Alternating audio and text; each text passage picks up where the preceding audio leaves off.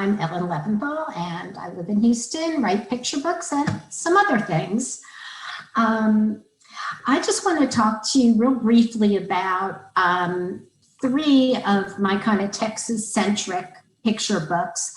I'm going to spend more time on the one that Lindsay so sweetly mentioned, but I'm going to read you a little thing, and it's just, I wish we were in person, but this is so nice. You kind of still feel the warmth. So thank you again, South Texas. Appreciate it.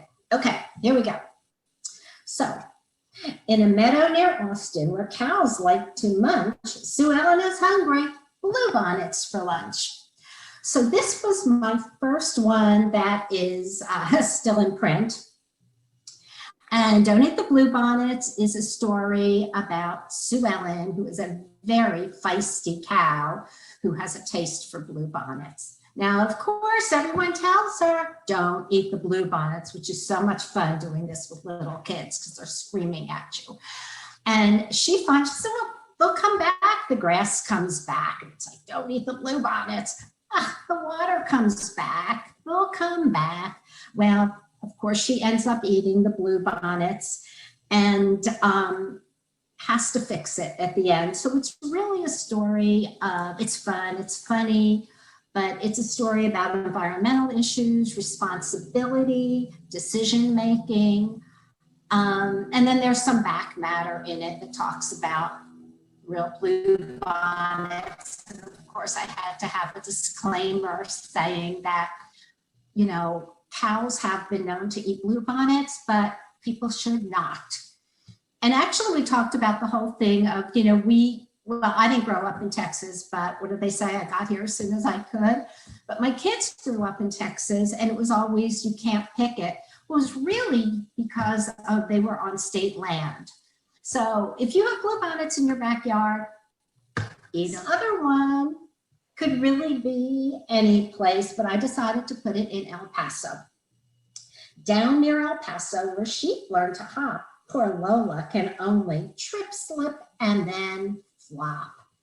And this is about Lola, a sheep, a little lamb, who comes from a long line of leapers. Her whole family, they were experts at jumping over the fence, and they jumped and children counted, and they jumped some more and children counted. So Lola thought for sure she should do that. But no matter what she did, she would practice. She thought, well, maybe if I'm more graceful, I can do it. She does whatever she can over here. She makes stilts. And then in the book, there's some singing, which is kind of scary because when I do school visits, I sing it. But okay, it's like, ba-ba, whammies, I have so many tricks. I'll get over with these sticks. Anyway, she's singing the whole time. She does not get over the fence. She's sure she's never going to get those babies to sleep, but she does. It was her singing that put the babies to sleep. So we talk a lot about the fact that not everyone can do everything. I saw this because there was a commercial about sheep jumping at the fence, and I said to my husband, it's a good thing I'm not a sheep because I'm very clumsy. But it's kind of neat because we talk in schools about the fact that you might not be a really good athlete, but you can do something. And so she was able to get the job done by her singing, and she kind of found that in her journey to self-discovery. But it was fun. Now, yeah, this one is A Flood of Kindness. And my little poem here is, floodwaters in Houston continue to rise. Here's a story of kindness as told through young eyes. I actually was able to do an in-person school visit in this last week. It was just to one grade and they were spread out, and it was a school that I taught at and my grandson goes. And I asked the kids after I read it, and I'm obviously not going to read the whole thing now. I said, well, can you tell me what is this about, and don't tell me a flood. because I know as writers and librarians and teachers, we know there's a story, but there's the real story. And this is a story of hope, resiliency, empathy, and the healing power of kindness. I think I told you I live in Houston, and yes, many of us remember Hurricane Harvey, but there were two right before that. The Memorial Day flood in 2015, which I destroyed my house. Then in 2016, the tax day flood in the spring, it was tax day was April 18th that year, and TLA was going on. And I got about 7 inches in my totally redone house.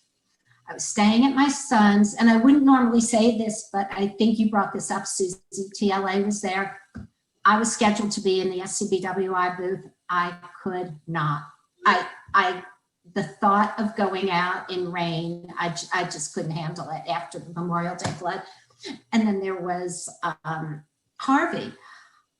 I wrote a lot of things from adult eyes up until Harvey. I wrote about kindness because I stood outside my house after the Memorial Day flood, thought of Mr. Rogers, who said, look for the helpers. And they were there. I couldn't believe it. It was like a blanket of love, and it happened all 3 times. So by the 3rd time, I was still teaching part-time, and I spoke to kids, and I found that what helped me heal was able to help other people. So yeah, I didn't have much, but I have friends. I had kids. I had a roof over my head, and I was extremely grateful. And talking to these kids, it turned out that they felt better when they could do something. They could give their toy to their little sister or something like that. Because before we talked it out, a lot of the kids I worked with felt helpless. They felt like they were just a victim. There was nothing they could do. And so that's when I realized that's what I wanted to write about. I wanted to validate the kids' feelings, because honestly, as adults, all we were thinking was FEMA, insurance, where are we gonna live? I don't have any money, I don't have any clothes. And when a little kid watches his teddy bear fly down, into the bayou, it might not be big to us, but it's huge to them. So that's kind of what I wanted to do. Basically, this story, A Flood of Kindness, was based on truth, but it's fiction. It's very much fictionalized, but I hope it empowers kids. I hope they see how kindness really can help. And I have to give props to my incredible illustrator, Blythe Russo. It starts, I'm never good at this. The night the river jumped its banks, everything changed. You can see as things happen. I love the diversity that Blythe put in. There are so many different people, which is where we live. It's wonderful. But towards the end, you can see, over here, Charlotte's burying her head and she's thinking. She goes back, everything is ruined, but here, she starts to see other people helping, and she asks whether she can do that. She's still feeling a little helpless. She accepts the kindness, which she couldn't earlier. You can't see this. Oh, I'm sorry. But if you see what the illustrator did, it went from dark pages to the end when the last line is, and for the first time since the river jumped its banks, I smile too. There's actually sun out. So I do think of it as a book of hope.